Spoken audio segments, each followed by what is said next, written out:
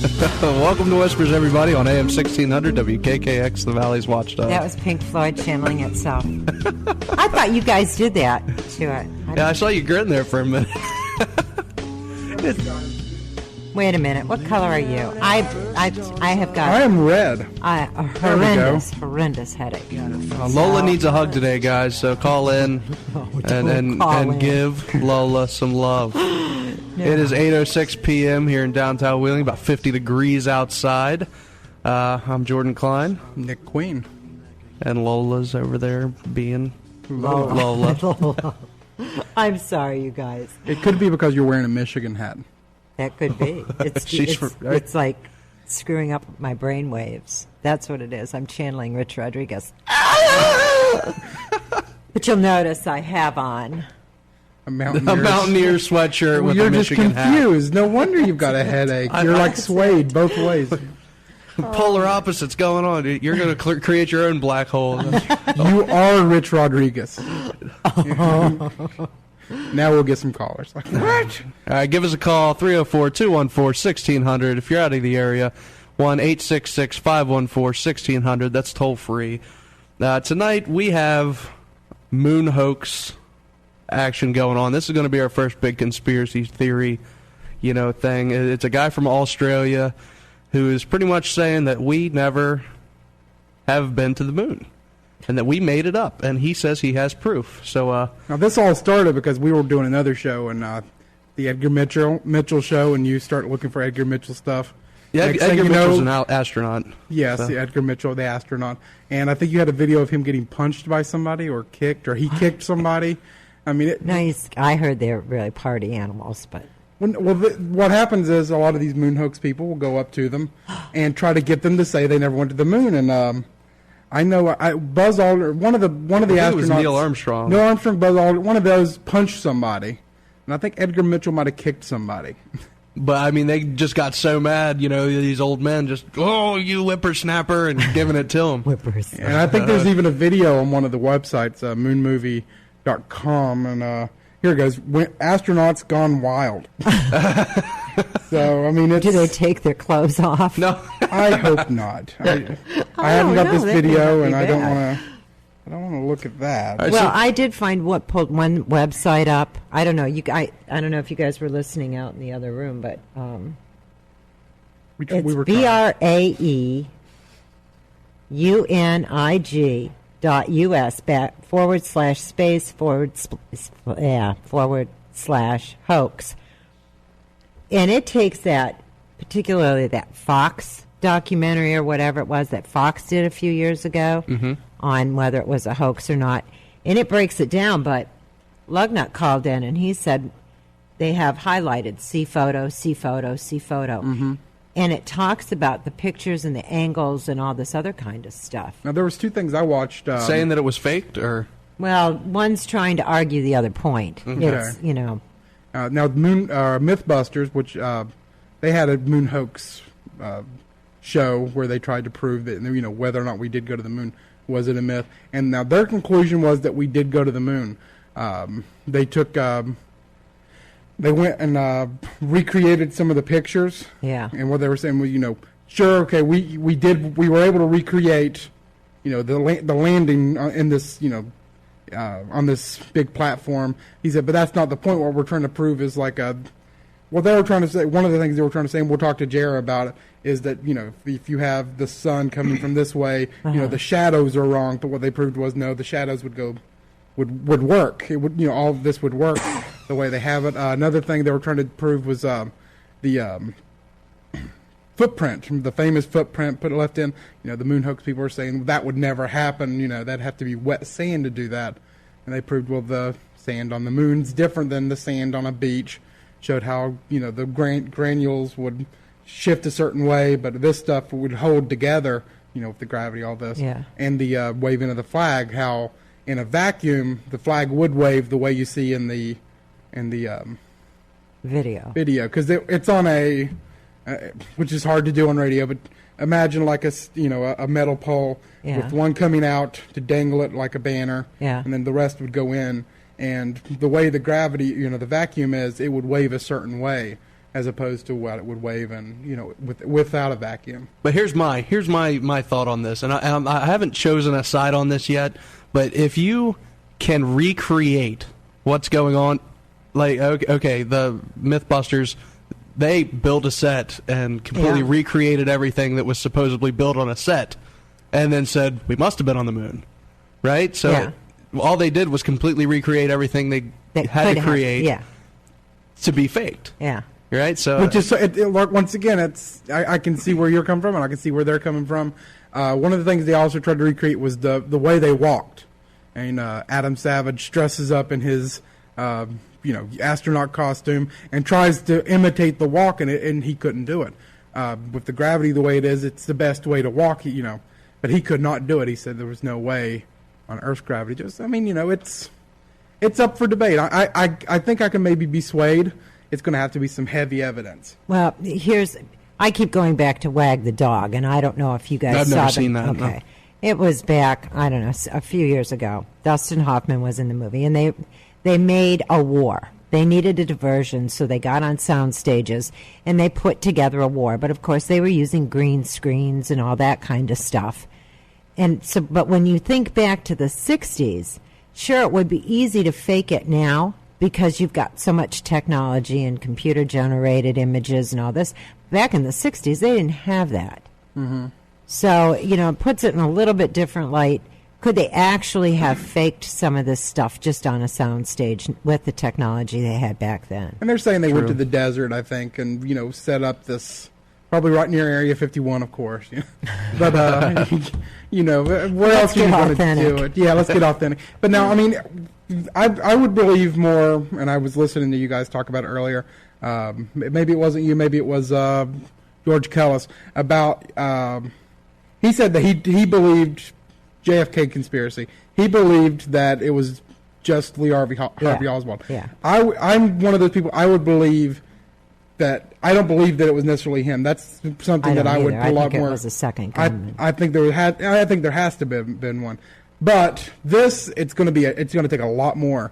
I can understand, I can see where you'd have to have more than one gunman.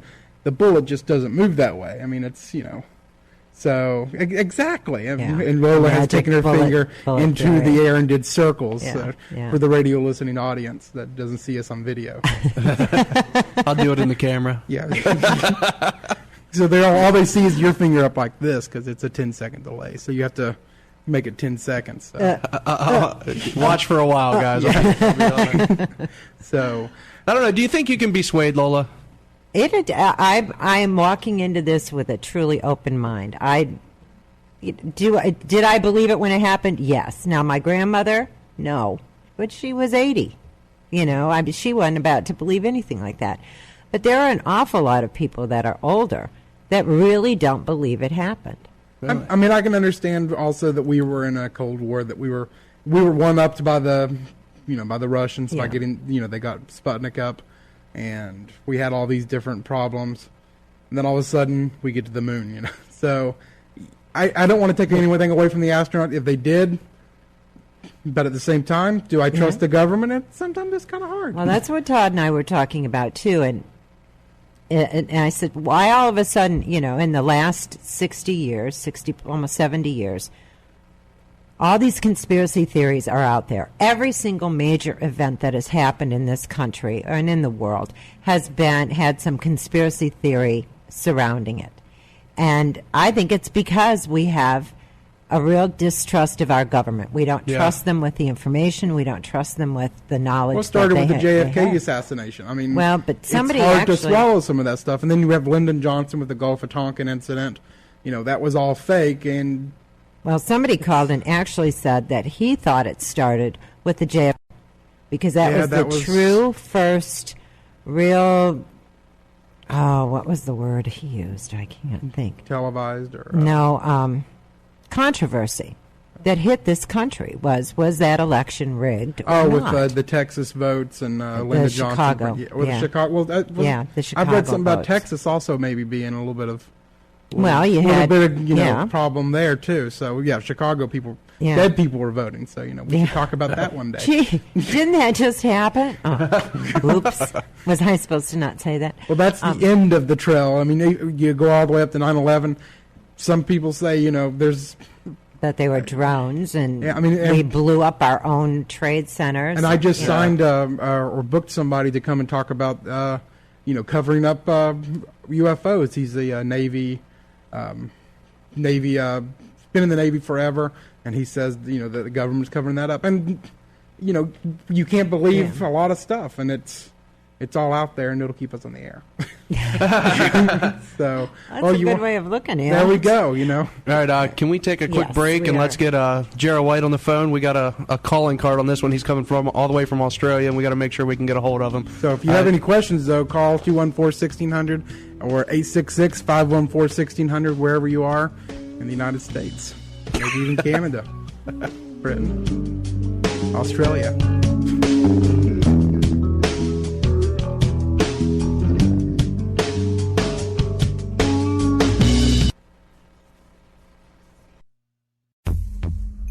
Do you want to dive into the bizarre world of the paranormal?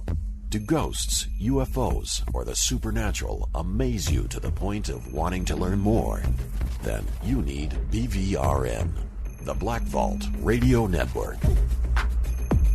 With more than 750 hours of on-demand talk radio, syndicated from more than 35 shows, the Black Vault Radio Network is your one-stop shop for the world of the unexplained.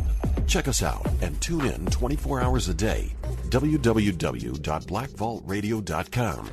Again, that's www.blackvaultradio.com.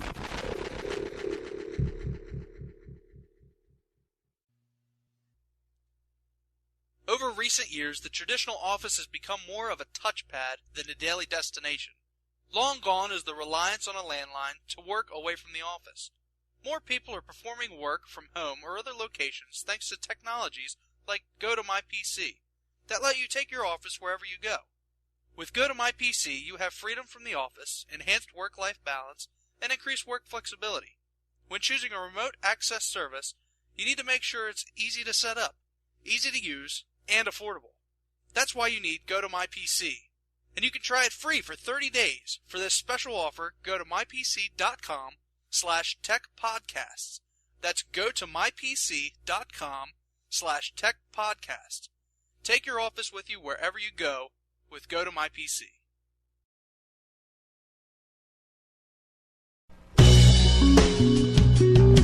Welcome back to Whispers, everybody, on AM 1600 WKKX, the Valley's Watchdog. It is now 8:21 p.m. here in downtown Wheeling, West Virginia. I'm here with Nick Queen, Lola Miller, and we have a guest on the line, Mr. Jarrah White. Jarrah is a native of Australia who debunks the Apollo hoax debunkers, both in forums and throughout film. He is also a contributing editor of moonhoax.us. You there, Jared? Yep, I'm here. Oh, nice to talk with you. Now, my big question here is, what's the biggest evidence you have that says we never went to the moon? Radiation in space. Radiation in space. Now, I know nothing about all this, so, I mean, you got to detail me Talk to up. us like we're elementary school children. It's not that far off.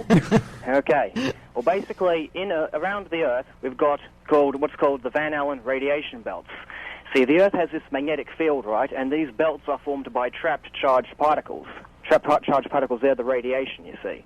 They come from the sun, they come from elsewhere in the universe, and they get trapped in these, between the lines of magnetic force. They're held there in space. Mm-hmm. And basically, in the 1950s, James Van Allen, he's the guy who's now named after these belts, he was launching raccoons into space. A raccoon is a rocket that's attached to a weather balloon. The weather balloon travels up into the atmosphere, then the rocket fires the rest of the way up. Anyways, he had a Geiger counter in the machine, which is what we use to measure the particles that are in space. Anyways, they'd send these Geiger counters into space, and they'd start to pick up very high levels of radiation. Later on, he would put these Geiger counters into satellites, like the Explorer 1. And that once they'd reach about 1,000 kilometers, they'd start to pick up really high. They'd start to count high, then suddenly they'd just clonk back down to zero, because there was so much radiation that these Geiger counters could not cope with them, and so they just became jammed, and they just shut up. Huh. So you're saying that humans would not be able to survive in this kind of conditions, correct? That's correct. Now, to measure how much radiation a human is picking up, we use what's called REM. Now, to kill a human, you need about 500 REM, you see? And now, when you're going to the moon, allegedly, when you're going on your way to the moon, you have to travel through the radiation belts once and back again. That's now a trip each way. And so what Van Allen found out was that with a tiny lead shield around your capsule, you'll be picking up 100 REM per hour, okay? Without a lead shield, right, you'd be picking up as high as 11,666 REM per hour. That's a lot more. Yeah, a lot more. And so basically, the astronauts, they didn't have this kind of shielding on their spacecraft. They had like about 3 inches worth of aluminium on the spacecraft, and that's simply not enough. There's this one guy called John Malden. He was an ex-astrophysicist for NASA. He wrote a book called Prospects for Interstellar Travel. He proposes 2 meters of water shielding surrounding the spacecraft. Okay. The water is a commonly proposed shield, radiation shield, because when a particle hits matter, it shatters into secondary particles. So just like when you throw a bottle against a pavement, it shatters. You see, and so basically, when these particles would come flying into your spacecraft, they'd let off a dangerous spray of secondary particles, and so you need a lot of water shielding to block this kind of radiation. And the whole fact of the matter is that they didn't have that kind of shielding on Apollo. In fact, they can't supply it today. The shield itself would weigh about 500 tons, and the space shuttle, which is what we're currently launching right now, can only carry about 30 tons. So how is the space shuttle doing it now, or it doesn't have to go through the radiation belt? Yeah, that's correct. The space shuttle, it's actually below the Van Allen belts. You see, the Van Allen belts, they only go to about 1,000 kilometers above the Earth. Okay, the shuttle typically, orbits below that. There is this one region in the Van Allen belts called the South Atlantic Anomaly where the radiation dips because of the changes in the magnetic field. The radiation dips to about 500 kilometers. And now the Hubble will go through that every 7 orbits, and according to one of the debunkers you mentioned, Phil Plait, he unwittingly admitted a while back on a radio show, he admitted that the Hubble, because of the intense levels of radiation, they have to shut down the instruments because it's too much for the thing to take. And if it's too much for the instruments, it's way too much for the... And this is a funny story here, because in his book, Phil Plait, he tells people that shuttle astronauts stay below the belts, and so they do not get a lethal dose of radiation.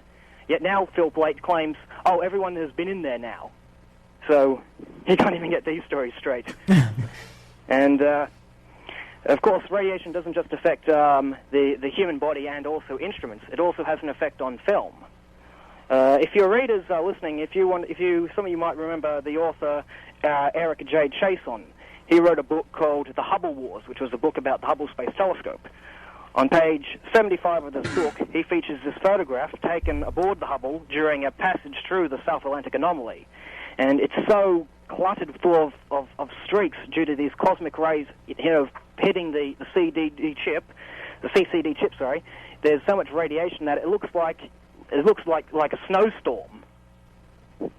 Well, what background do you have in, say, astrophysics or any of this kind of stuff that you could even understand what you're reading about? Well, basically I'm a filmmaker, you see, and I've interviewed many people. I've read all the different subjects. I study physics, yes, and everything. Oh, okay. I just wondered what kind of background, because a lot of what you're telling me is Greek. Yeah. So. I'm a filmmaker. I have formal training in photography and everything. So, and I've interviewed many people. Like the maiden radiation information comes from a friend of mine called Ralph Renee. He was an ex-member of Mensa, the High IQ Society. Yeah. And he wrote a book called NASA Mooned America. Greatest title ever. Yes, it is. He originally picked up on Bill Casing's book, who worked for Rocketdyne, which was one of the companies that built the engines on the Saturn rocket.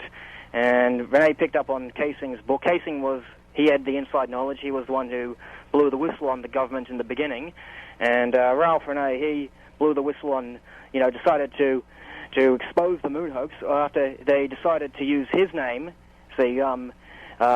before Rene started doubting the moon missions, the Rand Corporation sent him a letter asking him for any free ideas he may have for poor old NASA on space. Uh-huh. That's nice. He sent them his ideas, and they approved of his ideas for a Mars flight. By this stage, he was beginning to have doubts with NASA, and so these guys are trying to use my name to promote their program. So he wrote a book called NASA Mooned America, which has all his information, all the radiation, all the footnotes and everything. All right, so how did they fake us out? How did they do it?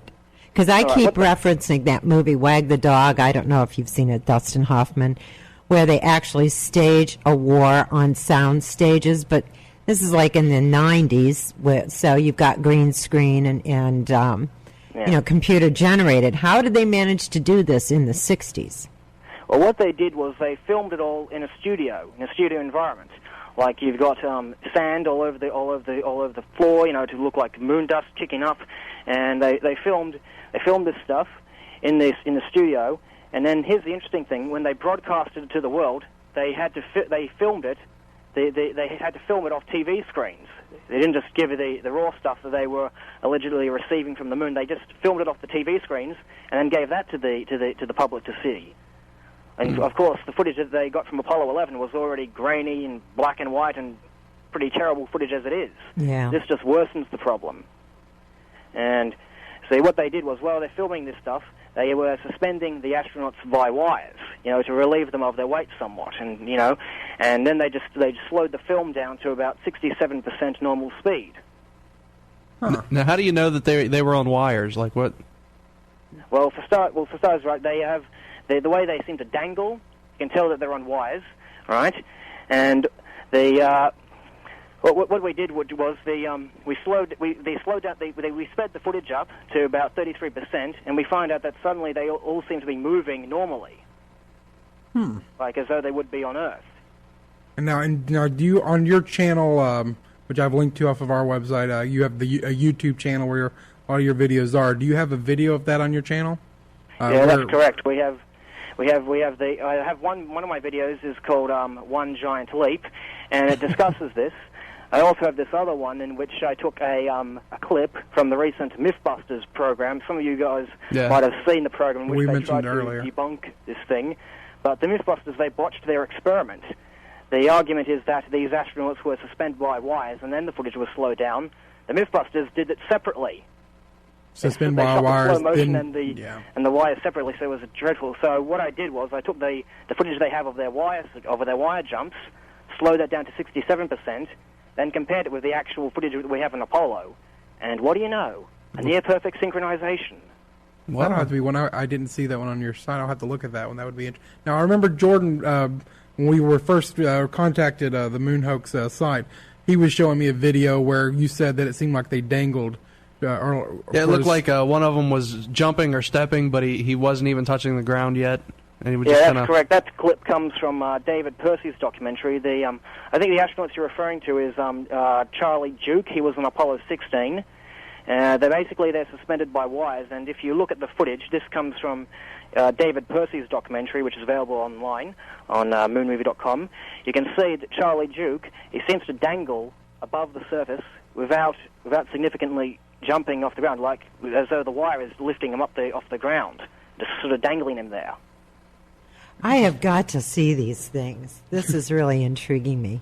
Now, I had a quick question. We're going back to the Van Allen belts. Now, how long, if let's say they did go to the moon, how long would they have been in the Van Allen belts themselves? How if traveling at the speed that the... Well, what they do to allegedly get to the moon, they allegedly speed up from 17,000 miles per hour, which is the speed you have to be in Earth orbit, to 25,000 miles per hour, which flings them out of Earth orbit and into the Van Allen belts, of course. Uh-huh. Now, in the entire trip, the trip lasts for about 8 to 12 days. You'd be in the Van Allen belts for 2 hours, but after you've left the Van Allen belts, you've still got the radiation from the solar flares. You see, the sun itself, it has these explosions in which hot gases and more particles and everything are blasted into space, and they will come right at you at nearly the speed of light. Okay?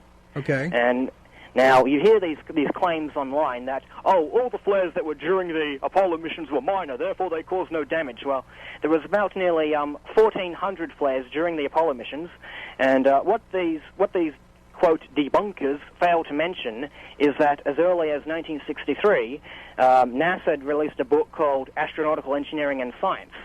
It states that even the minor flares could give you about 25 rem per hour, depending on how many centimeters of shielding you used, how many centimeters of water.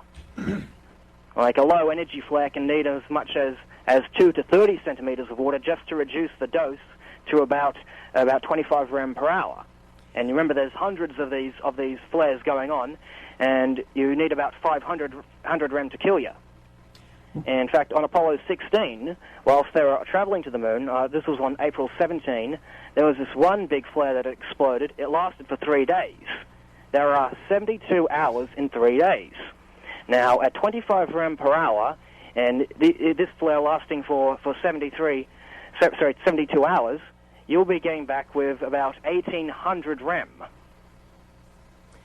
Wouldn't that water have evaporated? Something had happened to the water going through the Earth's atmosphere? Basically, the idea is to keep the spacecraft inside this big water tank. And others have proposed using polyethylene or lead or whatever. There'd have to be a better way of, because I'm thinking eventually we are going to have to go out. That's right. To some degree. I mean, I don't know. Obviously they didn't have water shooting on the spacesuits. That's impractical. Now I just got a message. It's asking, you're not just saying we never went to the moon in the 60s. You say we've never been up there at all. Like even till today, we still don't have the technology to do that.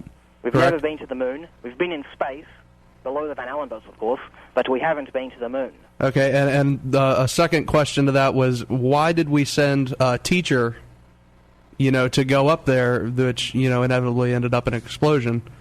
Well, she would have been below the belt, is what he's saying. Was just... The reason why, it's believed why she blew her up is because she was going to talk about the stars. You see, when the astronauts, when they walk in on the moon, allegedly, they claim, oh, no, we can't see any stars. We don't see the stars. And they argue, they're on the daylight side of the Earth, on the daylight side of the moon, so therefore they couldn't see it because of the bright light. Look away and see the stars. Look away from sunlight and see the stars. So now you're saying that they actually destroyed the Challenger shuttle to stop her from talking about it, or are you talking about... Yeah, they believe, because interestingly, I'll just get to this. They blew the Challenger up, and interestingly, is that prior to the shuttle launch, there were complaints not to launch in cold weather. Like they say that the O-rings got frozen and the shuttle blew up because of it. Well, there were warnings prior to the Challenger. There was this one guy, I think his name was Roger Beaujolais. They had a teleconference the night before the launch. He tells them, don't launch in cold weather. We had a previous shuttle mission in which the O-rings were nearly completely burnt through. Don't launch in this cold weather. You're going to get the shuttle blown up. And NASA basically told him to go, insert square word of choice, yourself. I have never heard of this before. That's now, is this something that you believe, or... Yeah, I believe there was foul play in that, and there was another... Basically, it's believed that they blew her up to keep her quiet about the stars. And in fact, what they ended up doing was just prolonging the inevitable. Recently, a guy called Michael Melville went up in his own spacecraft. This was a private company. They sent his own spacecraft, the Spaceship One. You might remember this guy. Yes. And he was quoted saying, I got up there on the daylight side of the Earth, and I could see the stars, and I could see the planets and everything. Interesting. Okay, I'd never heard about this. I'll have to look into this more. I've never heard of this before at all. I actually include some video footage of him, saying this stuff in one of my videos. Now, is this something... Two of my videos, actually. No astronaut previously before this has said that they could see stars. They claim they can only see stars when they're on the nighttime side of the Earth or whatever. But the fact of the matter is that, interesting, the Russians, when they first launched Gagarin, he says, the stars were astoundingly brilliant. And of course, he would have been on the daylight side too. Yeah, they were on the daylight side of the Earth, allegedly. Yeah. So the Russians, they initially said, we could see the stars on the daylight side of the Earth. The Americans say, no, we can't see the daylight stars we can't see the stars on the daylight side of the moon. Something's wrong. Uh-huh. Now, and ironically enough, Phil Plait, one of my enemies, one of the debunkers. I've been trying to get a hold of him. He hasn't returned my emails, so if he's out there, Did you ask him about Operation Dirty Trick? Maybe that's I just right. asked him to come on the air with me. He never returned emails, which that happens sometimes, but most of the time they return and say He's no. afraid of me. That's why he's afraid of me. I must have asked him at least five, 6, maybe 15 or so times. Why won't you talk about Operation Dirty Trick? I don't have to write this down. What was Operation Dirty Trick? All right, in the 1962, right, when they had the Operation Mongoose era, the CIA proposed using John Glenn's possible death as an excuse to invade Cuba. See, John Glenn, he was to be the first American to orbit the Earth, and he did that. But anyways, they proposed if his rocket should blow up or whatever happened, should he die in space, they'd say, oh, the Cubans did it. I've never heard of this before either. This is something I want to look up. Yeah, basically they blame that on Cuba. So this goes to show that NASA and the U.S. government were indeed capable and indeed willing to let their astronauts die to satisfy their own agendas.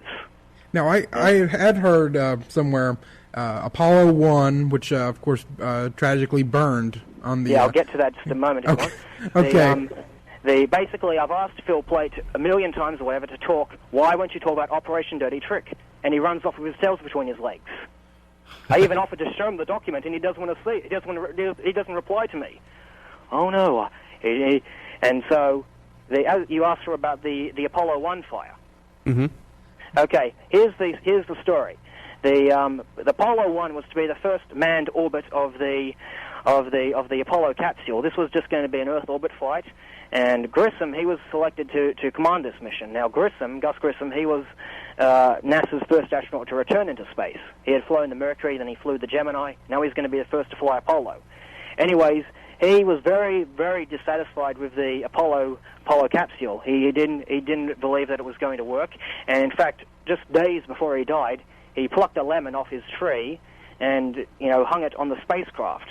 I believe you guys in the U.S. have a term that lemons mean unworthy cars. Unworthy cars. Basically, he thought the spacecraft was non-space-worthy, basically. And so, when you're doing this test on the ground, they have pure oxygen inside the spacecraft.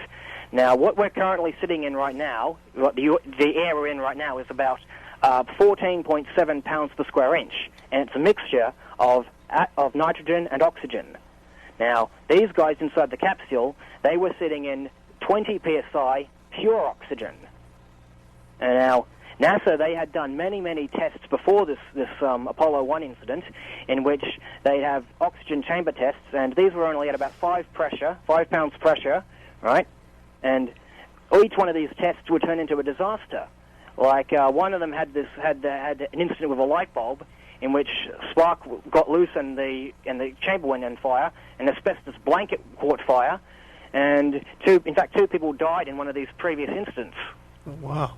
Yeah, so NASA knew about these the dangers of pure oxygen, yet they sealed these guys inside the capsule, full of pure oxygen, full of all kinds of combustible materials, and they sealed them in with a hatch that has about 3 layers on it and can only be opened from the outside. It would take about 90 seconds or whatever to get open or whatever. See? Now, if you light a cigarette in about 5 psi pure oxygen, the cigarette will start to rapidly burn, faster than it normally does. However, if you set fire to a cigarette in 20 psi pure oxygen, the whole cigarette in your face and your hair and your clothes will go up in about 2 seconds. Yeah, you get idiots in hospitals that tend to want to smoke even though they're on oxygen. I know a couple of those. Our grandfather. My papa did that a couple of times. Yeah. So basically, they had Grissom inside this capsule, and they set fire to him. They have him in this pure oxygen thing. They knew the dangers. They pulled the fire extinguishers out before they put him in there. Would you believe that? They pulled the fire extinguishers out. They put They told the firemen, oh, don't worry about this. There's not going to be any launch today. It's just an oxygen test. And so basically, they go up in flames. So now, are you saying that they killed him? Correct. They killed him. It was intentional. Yes. Yeah, intentional. And later on, Frank Borman, you might not have heard of him. He was one of the astronauts. He was the first man one of the first men to orbit the moon, allegedly. This is later on after the fire. he was an assistant professor in thermodynamics, which means he knows about what goes hot and what goes cold, whatever. So he testifies before Congress, and he says, "I don't believe that any of us realized that this test was going to be hazardous." Then later on in his, but then later on in his testimony, he admits that they knew about these pure oxygen fires. You'd have to. Exactly. I mean, if you know the chemicals, I mean, that would be. You're NASA. You're exactly. NASA. You should know better than this. Now, I do have to ask a question. Now, do you think eventually that we will be able to go to the moon, or you think we have the technology now to go to the moon? No, we don't have the technology now to go to the moon. I don't think they'll have the technology by the time they're going to launch the Ars rockets. The first Ars rocket, I should say. The Ars rocket is what they're going to be using to replace the shuttle. They're planning on launching the first test launch of that sometime next year or the year after that, and they don't have the technology to get back to the moon. In fact, here's an interesting story. The new moon rockets that they're planning on building, the new ones, they're going to be building those using shuttle technology. And of course, the shuttle has been around since the 70s. After the Apollo landings, they decided, well, let's build this space plane, the shuttle, and they've had that since the 1970s. In fact, the first planning for it went in 1969, and so they've had this shuttle technology for so long. If they could return to the moon using this shuttle technology, which is what they plan to do now, why didn't we go back earlier? Well, that's one of the questions. I have two things that I've held to prove. First, one of them is something that was mentioned in MythBusters. There's at the end of the show, they went to this observatory and they flashed a laser up to the moon, and they hit a plaque or a plate that they left on the moon, which bounced back. And she also showed that if you hit somewhere else, that it would scatter because of the dust. Now, that's one of the first things that, okay, well, they had to have been there to be able to plant the plaque. Well, I'll tell you about the lasers if you want. Sure. Well, basically, they didn't mention this on the show, but in 1963, the New York Times released an article on November 5th, 1963. The New York Times, they released an article called "Soviet Bounce Light Beam Off Moon in a Laser Test." And in fact, this basically, the article was about how the Russians had bounced a laser beam off the moon and back down to Earth without any man-made objects up there. Now, when was the plaque put on the on the moon, supposedly? 1969. 1969. This report came in 1963. Okay. So how did it happen? Well, basically, the moon's surface itself can reflect laser beams without any problem. The MythBusters claim it can't. So either they're lying, or the equipment was electronically set in NASA's favor. And I think she showed that she couldn't bounce it off the moon. That it sent back, but that it had fishy. If you can't, sure. If as they claim on the program, how did they do this back in the 1960s before they put those reflectors up there in the first place? Now, I remember reading something about the Russians were able supposedly to put some plaques on the moon using 59. They had a lunar rover. Now you're saying they didn't hit those plaques; they hit just the moon itself. Just the moon itself. Okay. Yeah. All right. This was long before the Russians put their reflectors up there. It was long before Neil Armstrong's "One Small Step for Man." This was years before that. And if your listeners out there want to check this out, you can more than welcome go to the library, find the New York Times article. It's the New York Times, November 5th, 1963. I also recommend this the December 1966 issue of National Geographic. It features an article by Thomas Malloy. It's called "The Laser's Bright Magic." He says, this is a direct quotation, 4 years ago, a ruby laser considerably smaller than those now available shot a series of pulses at the moon, 240,000 miles away. The beams illuminated a spot less than 2 miles in diameter and were reflected back to Earth with enough strength to be measured by ultra-sensitive electronic equipment. Huh. Okay. Now, my second one goes to kind of back up maybe what you're saying. I don't understand, and this is something I've never been able to figure out, and I think one of the people that, that's been asked, that's been involved in this said, well, there's nothing there. Why haven't we been back to the moon if we could get there in the first place? All of a sudden we stopped going to the moon. It's not even interesting to us anymore. And I'm thinking, we might need to be able to go back and forth to the moon. So why do you think we have not been back to the moon? Why did we stop going all of a sudden If it's well, the fact of the matter is that they stopped faking it because like the Cold War was over now and everything. Sorry, the space race was over, and in fact they started making peace with the Russians afterwards. And so there's no reason to fake it. You know, they'd done the first moon landing, and also I believe they tried to limit the amount of footage that they wanted to fake as well. You see, like on Apollo 11, as I said earlier, it was really grainy footage and black and white and filmed off TV screens. They filmed off the TV screens in every single mission. On Apollo 12, the next mission, this was to be the first mission where they bring a color camera to the moon's surface. Mm-hmm. And guess what happens? It turns black and white. Well, Al Bean, he's setting the camera up. Al Bean, the fourth man on the moon, setting the camera up. Oh dear, here, should I put this here? He points it directly at the sun and burns the lens out. That's a little bit too bright, Al. Could you adjust it a bit? Hey, what change did you make? I just hit it with the top of my hammer. Didn't think we had a thing to lose. No. Jeez. Yeah. So basically, they fried the camera on Apollo 12. No footage at all, just still pictures and some audio communications. A few data acquisition 60mm reels that didn't really show much anyways. Then, of course, on Apollo 13, you might remember the film with Tom Hanks. Yeah. Uh-huh. Yeah. They had the near disaster in which the oxygen tank blows to smithereens, and, we have to reserve power. I guess we have to cancel the TV shows. Yeah. Oh, jeez. Yeah, and then when they launched Apollo 14, they did bring the color camera to the moon, but you see, when you're filming an image, right, you have what's called the exposure setting. Mm-hmm. Right, exposure is about how much light you let into the camera. Okay, into the camera's lens. Yeah. And basically, they had the exposure setting up too high, so all the surface is all overexposed. It comes out as white and fuzzy. You know, it's just poor quality footage again. Plus, they're filming it off the TV screens. Then finally, they had the missions, the last three missions. They were called the J-type missions, in which they had the lunar rover. The lunar rover had the little onboard camera on there, right?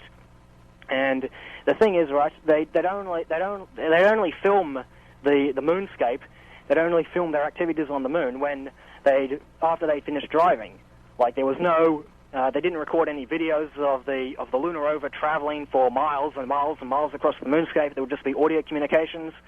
Okay, we've stopped here. Let's roll some film. Okay, let's go somewhere else. Switch it off. Let's go. And that was it, really. Mm-hmm. So basically, they limited the amount of footage that they'd have to fake. And of course, by now they've sent up hundreds of space shuttle flights. The less you fake, the less high your chances are of exposing yourself. Really. Yeah. Yeah. So, and of course, if you're trying to limit your chances of getting exposed, what better way than to limit the amount of footage that you're recording? So, is there any smoking gun that you can point to? Like, if you could send me a video that I could put on our website that would go onto moonmovie.com, right? And moonhoax.us, and you'll see the link where it says "Flagging the Gems." That was my documentary about the Apollo 10 footage. See, before the Apollo 11 crew, that's Neil Armstrong's flight, before he went up, they had a mission called Apollo 10, in which they'd fly around the moon with their lunar module. They just, do some flights with the lunar module without actually landing it, and then they come back to Earth. This was Apollo 10. Now, I've got the footage from after Bart Sabro received his Apollo 11 footage. There was a company led by Mark Gray, called Spacecraft Films. He began selling the Apollo footage, as complete and unedited. And now NASA, they have the official audio transcripts on their internet, on their website. And so I ordered this DVD, put it in my machine, and I started watching it and comparing it with the transcript. And as I'm watching this telecast, this live telecast, suddenly the camera would cut from one angle to another. Jeez. Yeah, no, it would cut from one angle to another, and they're still talking. That means they'd have to have two cameras. But they didn't have two cameras; they just had the one camera. Uh-huh. One camera hooked up to the television signal, to the transmitter, I should say. And suddenly, it starts cutting from one angle to another while they're still talking, which means the audio is continuous, but the videos are all over the place, cutting from one angle to another. And also, another thing is that whenever we'd see the Earth viewed from a distance, viewed out the window or whatever, the camera would cut or black out before you see the astronauts inside the capsule. That's something fishy too there. And So basically what they did was is that they filmed these videos of Earth in advance, and then they just compile them all together, right, on Earth. They just film them on Earth, edit together, and then broadcast them with the Ground Square Communications dubbing the video, regardless of the edits. Okay. Now, is that a YouTube video that I could put on the? It was on YouTube, but now it's on livevideo.com. You can get it off. I can still embed. Yeah. And I'll just explain to you why it's on livevideo.com. There's another thing that's suspicious about this Apollo 10 DVD set. Right? Now, there are during say the 47-hour telecast. 47-hour means like 47 hours into the flight. In the telecast, they filmed 47 hours into the flight. I was comparing this with the transcript they released, and what do you know? There were pieces of video footage missing in this complete DVD set. So they were getting kind of shady with it all. Yeah, pretty much. Mark Gray, the head of Spacecraft Films, he was excluding portions of existing footage. We know this footage exists because the guys down at Houston have confirmed, oh yes, we're receiving this video. Yeah, we've got it. That's because they were videotaping UFOs and they didn't want anybody to see it. Now, we don't have much time. We have only a couple more minutes. But okay. What exactly? The whole fact of the matter is that this footage was excluded on the Spacecraft Films DVD set. Mark Gray is selling it as complete. I made flagging the gems, and what's he do? He flags copyright infringement against it. For public, even though the footage record. is public domain. Yeah, I see what you're saying there. So, now what was on this footage, if in brief? Well, basically, it's various footage of the crew inside, floating around inside their spacecraft. Other shots of the Earth, but there'd be camera cuts all over the place, which cannot happen if it's a live broadcast. Like it was edited. It was pretty much everything was edited on the telecast before NASA released the thing. Huh. Okay. Well, Jared, we do have to wrap it up now. We got your moonhoax.us. And your YouTube channel, direct link on our website, whispersradio.com. And if you can send me a link to the book, the NASA Moon to America, I tried my best to find one. You can buy it off www.ralphrene.com. Okay, I'll put that up there because I know that was one you wanted me to the link to. So I'll have that up there when I get home. So, okay. Hey, Jared, thank you very much for joining us today. Before I go, I got something I want to say. Okay, go ahead. Yeah, I'd like to give a big shout out to the two members of my studio, Mark Iron and Tim Darby. They are both living proof that believers and disbelievers in the Apollo landings can live in peace. That's great. Thank you very much. You have a good night, or good day for you. Yeah, well, we're almost at 9 at night now. So, thank you very much, Jarrah. Thanks a lot. Bye. Bye. Okay, Lola. We'll go to you first. Now, he makes me really tired. Why? He is an energetic guy. So fast. He's an energetic guy. So now, did he sway you? No, I'll say right off that I don't know if I believe the. I want to see all the videos. I do want to see the videos. That's probably something I'm going to be going and. If we can put a link, listen, if we can make a page on our website that has all the links. Yeah, I've been fighting it like crazy. You should have heard me the other day. I was squeaking like I was hitting puberty. You can hear him on our website. We have a video or an audio thing we did. Because we're going to start doing another podcast on the side, telling the news, and of course Jordan comes over. Hey guys! Yeah, he sounds like he's going through puberty and. Real quick before we get into that, can we make a page where we post up these videos and just put a link to it? Yeah, I can. Right here to make it easy for everybody to check it out. Yeah, I'll do my once I get home. See, this is going to be harder for us to do because Jordan and I have destroyed our laptops. Yeah, both of our computers are gone right now. Jordan's drowned his in Coca-Cola. Oh, me, I did at least something technical and was trying to fix a motherboard problem and they said to flash the BIOS because that's the problem. I flashed it. It burned. It was a flash fire. I mean, it was horrible, and we should have a moment of silence for that, but we won't. But I don't know what he's talking about. I don't either. I just smile and nod like he just a moment of silence for the death of our computers. I'm going to go burn mine in the Ohio River. All right. By computer. Yeah, okay. Channel the spirit of my computer. All right. As Nick was talking about podcasts, we're at a new aspect to our show. On Mondays and Fridays, we will be giving you paranormal news. That's just off of our site, not here at the station. It'll be on our own thing, so you can catch out. the best news and interviews of what's going on paranormal world Cool. on Whispers Radio on Mondays, Wednesdays, and Fridays. WhispersRadio.com. Now, You guys are just getting so... this might be delayed a Full little of bit while we try to yourselves. figure out. We are full of ourselves. I look in the mirror every day and be like, look at you. You're a handsome guy. Look at you. Yeah. And then I look at the mirror and I'm like, never mind, I'm not. Oh, So Nick. I've got a face Nick. for radio. But do you believe we went to the moon? Yes or no? Yes, I think we did. You think you did?